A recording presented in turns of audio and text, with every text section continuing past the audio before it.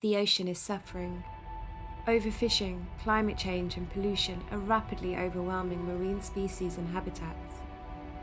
And some species are more vulnerable than others. As the ocean's top predator, sharks hold the entire ecosystem in balance. However, their slow growth and low reproductive rates make their populations particularly vulnerable to decline as a result of overfishing. It is now estimated that up to 30% could be extinct within just decades. One of the key driving forces behind unsustainably high shark catch is shark finning. This is a cruel and wasteful practice where the shark's fins are cut off, often while the animal is still alive, and the rest of the body discarded at sea.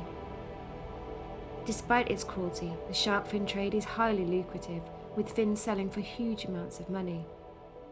While the financial reward remains so high, there is little incentive for fishers to stop targeting sharks for their fins, or finning sharks which are accidentally hauled on board as bycatch.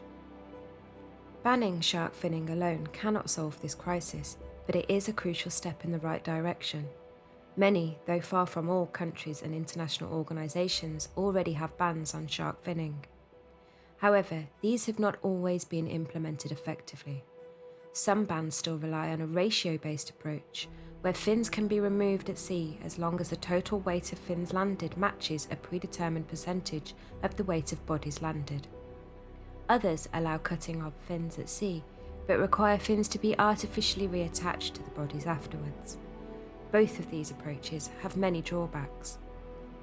Ratio-based approaches contain a lot of ambiguity, as the ratios differ hugely between species and depending on the finning method used. Artificially reattaching fins create additional plastic waste, and it is not practical in fisheries where lots of sharks are caught because of the time and effort involved and the extensive monitoring needed to verify that the fins are attached to the right shark. Both methods are difficult to monitor and open up a major loophole. By allowing loose fins to be present on board, they make it very difficult to detect and prosecute incidences of illegal finning. While shark fin remains such a valuable commodity, the incentive to exploit any loophole which exists will be very high. This is why the only truly effective way of eliminating shark finning is to require all sharks to be landed with fins naturally attached, an approach which closes key loopholes. Fins naturally attached means that the fishers are not allowed to possess, transport, or land any shark that does not have all of its fins naturally attached to its body. If separated fins are spotted at any point, a breach has undeniably occurred and action can be taken. There is now a huge amount of scientific and practical evidence that fins naturally attached is the only genuinely effective approach. A growing number of countries around the world now require their fishing fleets to land all sharks with fins naturally attached. So, what about the Marine Stewardship Council, or MSC, the blue tick eco-label? MSC is one of the world's leading sustainable seafood certification schemes. The organisation banned shark finning in 2012 and repeatedly states that it has zero tolerance for it.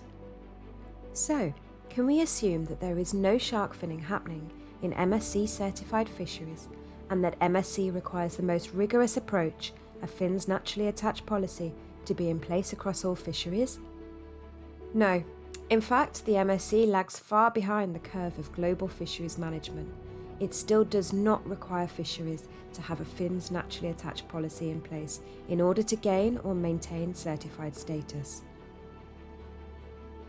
So, can MSC really claim to have zero tolerance? Not exactly. Shark finning still occurs in all parts of the world more often than we would like to believe, including in MSC certified fisheries. The oceans are paying the price for this. More than half of all oceanic sharks are now endangered, and the number of sharks has declined by more than 70% since 1970. For many years now, stakeholders have spoken out about the ineffectiveness of the MSC's current approach on shark finning, which largely leaves it to the discretion of the certifying agent to decide whether they believe finning happens in a fishery or not.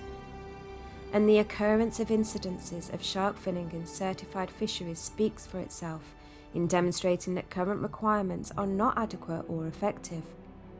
Nevertheless, MSC has so far refused to require fins naturally attached as a prerequisite for certification. Instead, it has been influenced by financial arguments used by the fishing industry to claim that fins naturally attached is not practical or feasible, despite the fact that it has already been effectively implemented by many large fishing nations. Conservationists and consumers alike are understandably confused as to why MSC is protecting a status quo which is helping to further deplete endangered sharks with catastrophic impacts on marine ecosystems, the full extent of which we still don't fully understand. This year, however, the MSC is reviewing its standard and has an opportunity to listen to the calls for action and introduce a fins naturally attached policy as a prerequisite for certification, with no exemptions. Like any policy, this will need to be supported by strong monitoring and enforcement activity at a level appropriate to the fishery. The time for action is now, and the urgency is such that MSC must look to tried and tested solutions.